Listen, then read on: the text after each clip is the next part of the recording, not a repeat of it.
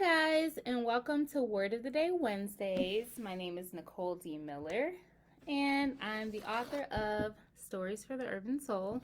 Stories for the Urban Soul is a compilation of short stories, novellas, and poetry depicting Black characters dealing with everyday life issues from social injustices to parenting to heartbreak to college life.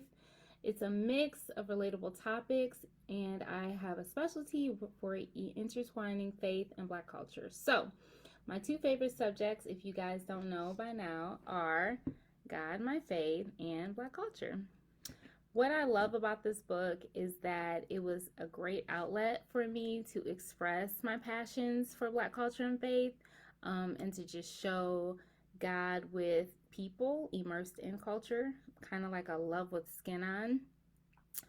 These stories definitely were created through a season of recovery of grief and trauma. So they were healing for me, and I hope they will be the same for you.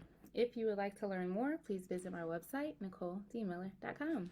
All right, let's get started. You guys are at Word of the Day Wednesdays, which is a 5 to 10 minute segment that I usually do every Wednesday live, and I share about my latest blog post. So the blog that I released this week was called When Church Hurts, and I will admit, you guys, I was not ready for the comments. I definitely received several comments and feedback from people who could relate to having that experience of church hurt.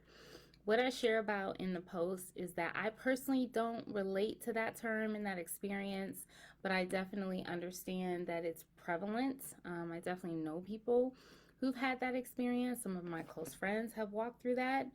And I share the bulk of this post about my own personal journey with coming to God outside of church. And I think that that was very helpful for me in not experiencing church hurt.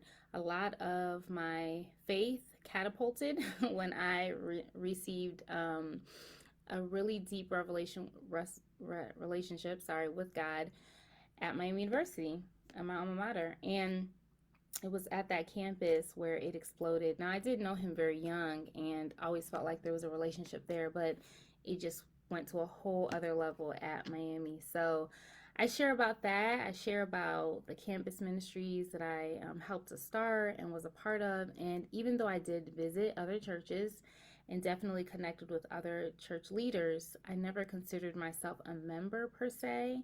And looking back, I realize it's mostly because I wasn't called to be a leader in the church. I definitely was called to leadership, but it looked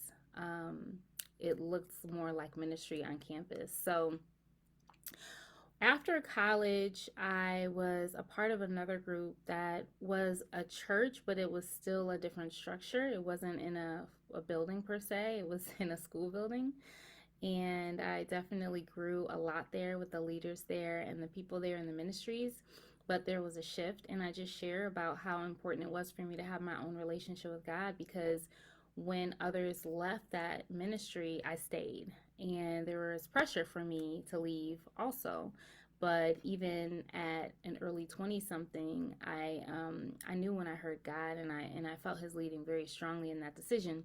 So I just use that as an example of how we need to listen to the voice of God over listening to man. Man can be heartfelt, they can be sincere, they can be intentional and wanting your good, but they still don't know all that God has for you.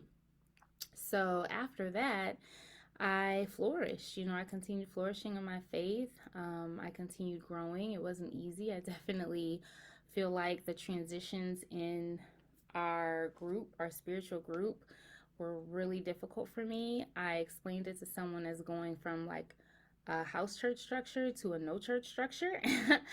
And, we still kind of have the groups, but since the pandemic, we haven't met like face to face. It's been on the call. So, but what has stayed the same are the people, the leaders that have been in my life, my mentors. I consider them like parents. They've been family. They've walked with me through so much for the last 15 years. And I've had such a great support system in my faith. So it hasn't been a typical church experience, but it has been the fellowship that we're called to experience biblically.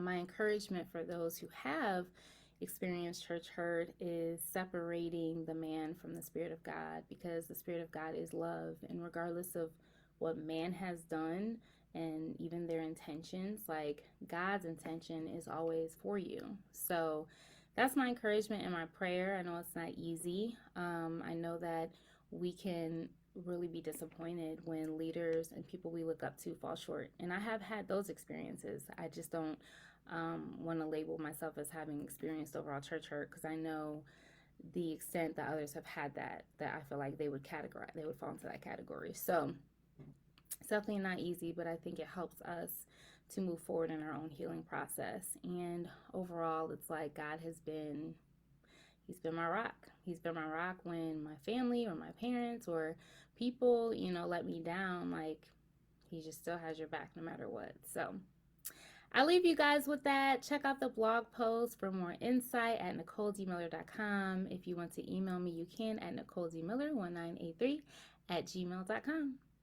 All right, guys. Thanks for attending Word of the Day Wednesdays, and I will catch you later next week.